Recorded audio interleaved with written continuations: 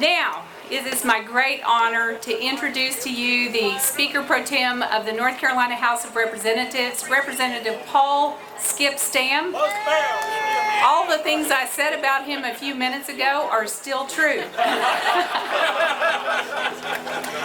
So I thank him for his leadership and for being one of the main sponsors of House Bill 2, for standing strong in the face of lots of opposition. Skip has donated his life to the cause of life and liberty and freedom for our citizens. It's with great honor that I introduce him to you now.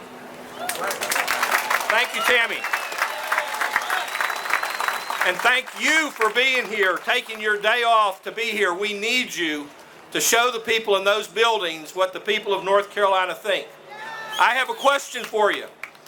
Has this nation gone crazy? Has this nation gone nuts? Some people have, but you haven't. We hear there's no problem of sexual assaults. Last night I was on the phone with a lady from this county whose 12-year-old daughter was assaulted by a man in a women's changing room. And that is before it becomes even legal for men to be in there. How much easier it's going to be when they can actually be there legally. Oh, but it never happens. I found out something a few minutes ago I didn't know. Let me tell you how I got to it. I decided to look at the list of companies that are saying what a terrible, terrible law we have. Starbucks, Barnes & Nobles. I shop at Barnes & Nobles. We went in there, no change in policy. Men, women, no problem. I went into Target. I took young children in there, as I always do, or usually do on Saturdays, to buy a few toys as payment for their work.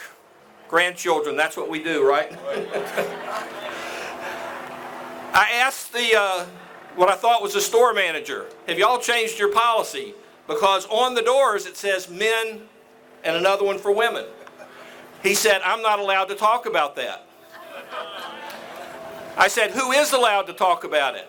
I'll get the store manager. The store manager came over. I asked him the same question. Yes, we've changed the policy, but we're not going to change the signs. Tell us if you have any concerns. That is the worst possible policy. At least if they put signs on the door that said, come one, come all, parents or grandparents could know what to do. But Target is planning to fool you. I found out a few minutes ago that 514,822 Americans have joined the boycott against Target.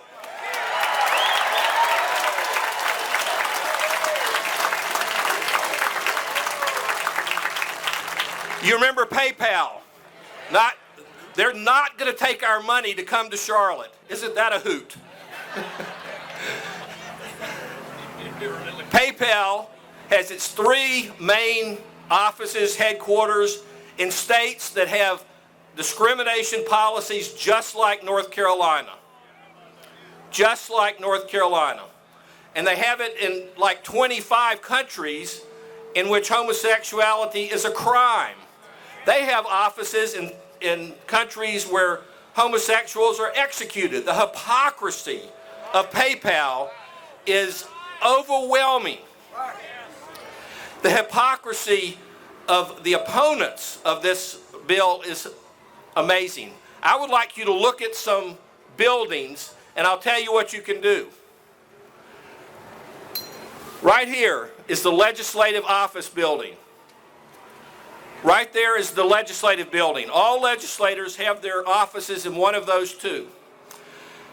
Be honest now. How many of you know the name of your state house representative? Look around, look around. Okay, you're being honest. Put them down. How many of you know the name of your North Carolina state senator? A little better. Every one of you can find the office of your state senator and your state representative in these two buildings. Please do not leave here today without going to the offices of your state senator and your state representative and tell the legislative assistant who is there that you support House Bill 2. This building here, well, how many of y'all will do that? These buildings are all open. There's no metal detectors. Just go in. This is the